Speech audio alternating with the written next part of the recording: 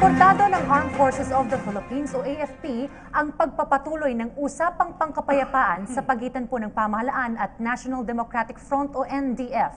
Ayon kay AFP spokesperson Brigadier General Restituto Padilla, laging nasa likod ang AFP sa inisyatibo ng pamahalaan na magkaroon ng pangmatagalang kapayapaan sa bansa.